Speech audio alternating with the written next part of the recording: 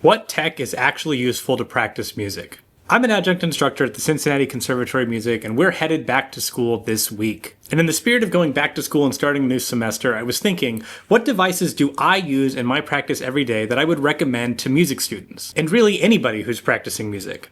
First off is the big one, literally a large tablet device. Recently, I switched from using physical music to using my iPad as the primary device for organizing my music. And since I've made the switch, this has become one of my most important practice and teaching tools. Now, I'm usually a traditionalist. I like my physical books and I like my physical games, but the convenience and versatility of using a tablet to read and mark up sheet music cannot be overstated. Every lesson I teach, I use the iPad to send sheet music and share notes with my students, and just about every single gig I play is made easier by using one of these. No more losing music or forgetting to print anything at home. If you have your iPad and it's charged, then you have access to your entire library of sheet music at all times. I have an iPad Pro, which is honestly way overkill for just reading a bunch of PDFs. At the time I bought it, it was the only option that Apple had that was larger than an 8.5 by 11 sheet of paper. And if you are going to use a tablet to read music, you do need it to be pretty big. Nowadays, as more musicians have adopted tablets for reading music, there are more options on the market for larger screens. For example, you can get a refurbished 13-inch MacBook Air for about $550. That's not super cheap, of course, but for a device that you're going to use literally every single day you're in school and probably for a long time after you graduate, that's not a bad price. The two most common apps I use on my iPad for reading sheet music are the Fourscore app and the IMSLP app.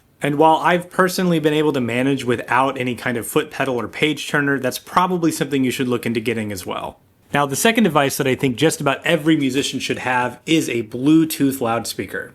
I got this JBL speaker as a Christmas present a few years ago, and honestly, after I started using it in my practice, it made me kind of upset that I never thought to use something like this while I was in school. I've said it to my students 1,000 times, and I'll say it 1,000 times more to anybody who is watching, but you should never have a practice session without a metronome, a drone, a recording, or some kind of audio reference going while you practice. And that reference needs to be loud. Obviously, it's not very useful if you can't hear it over your own playing, and if you're a brass player like me, then, well, you get the idea.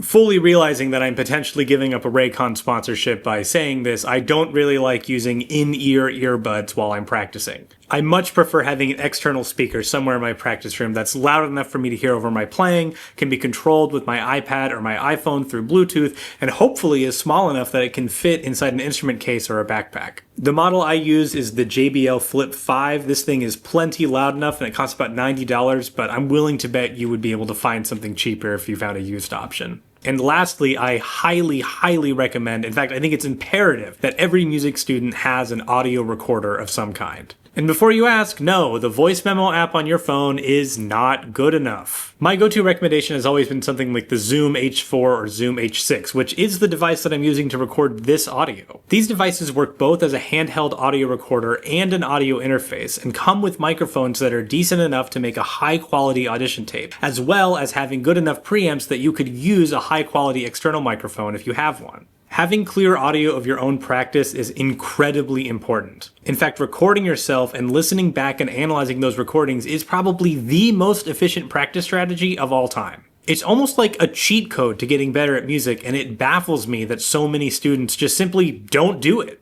And look, I'm not going to exclude myself from that either. When I was in school, I only maybe periodically recorded myself, usually, when I was trying to make an audition tape. By then, honestly, it was probably a little bit too late to make any meaningful changes before that tape was due. But I fully credit my ability to finally win a professional audition with how much recording I was doing during the pandemic while trying to make content. Good news though, you don't need to wait for a world-ending catastrophe to make the same improvements in your own playing. I know it makes people feel uncomfortable when they listen to their own playing and listen to their own practice, but I promise, even if you feel a little bit weird about it at the beginning, you're going to feel a lot better when you realize how quickly you can improve by just recording yourself. So there's some tech that I think will help any college student as they're getting their degree in music performance and well after they graduate college as you're practicing and learning how to play music. If you liked this video, go ahead and give it a like and subscribe for more videos about the French horn and classical music and all sorts of other stuff that I can think of. Thanks for watching, and I'll see you in the next one.